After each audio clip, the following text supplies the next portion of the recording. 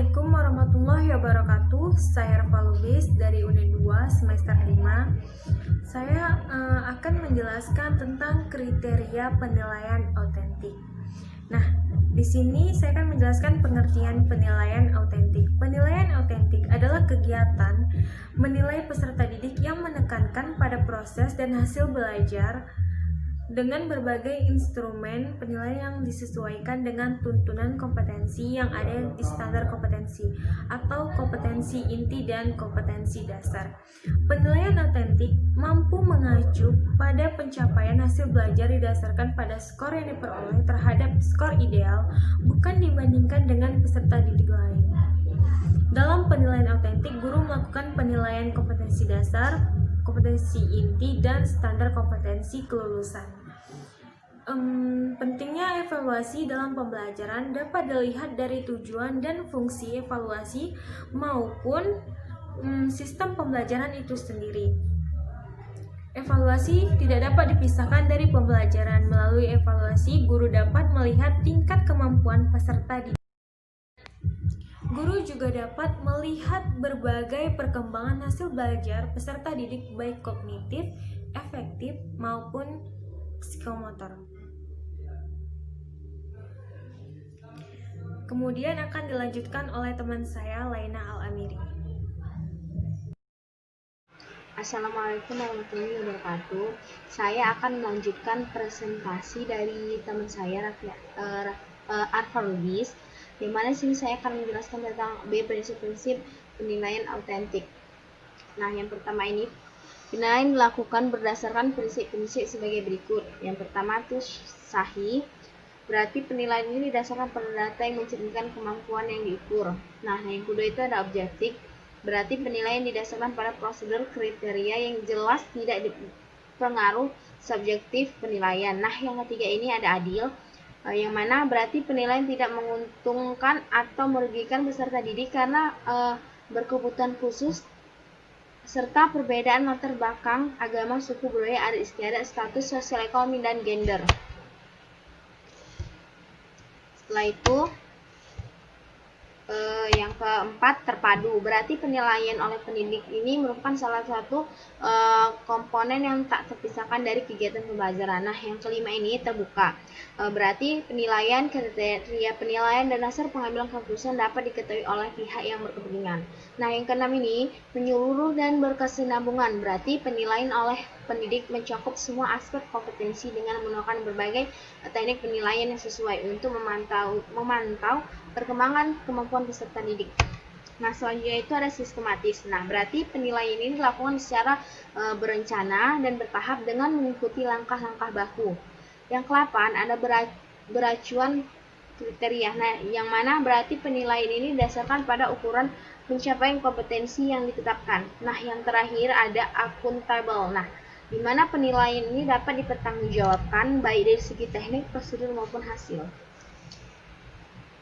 Terima kasih. Assalamualaikum warahmatullahi wabarakatuh. Saya Rafiatulisa akan melanjutkan pembahasan dari Arfa Lubis mengenai kriteria penilaian autentik. Jadi kriteria penilaian autentik ini adalah karakteristik ataupun unsur-unsur sebagai patokan guru dalam menentukan keberhasilan proses dan hasil pembelajaran pada setiap aspek yang dinilai. Nah, aspek yang dinilai ini dia tergantung pada jenis kompetensi yang diharapkan. Kriteria penilaian ini dia ditentukan dalam dua aspek pokok. Ada yang kriteria untuk proses belajar, misalnya dari aspek kesungguhan menyelesaikan tugas, motivasi belajar ataupun ketepatan waktu penyelesaian. Dan juga ada ditentukan dalam aspek hasil belajar, ya, berupa kriteria hasil belajarnya disesuaikan dengan isi yang menggambarkan kompetensi.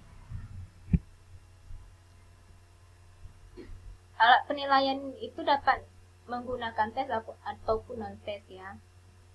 Nah, untuk membuat kriteria penilaian harus dibutuhkan rubrik penilaian. Di antaranya ada kesesuaian dengan kompetensi dasar. Jadi kompetensi dasar ini merupakan hal yang harus dicapai oleh siswa.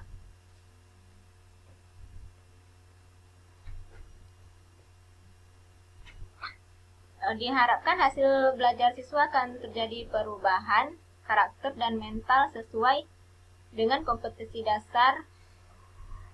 Untuk itu, dalam merumuskan indikator perlu dibuat semata-mata guna mencapai kompetensi dasar.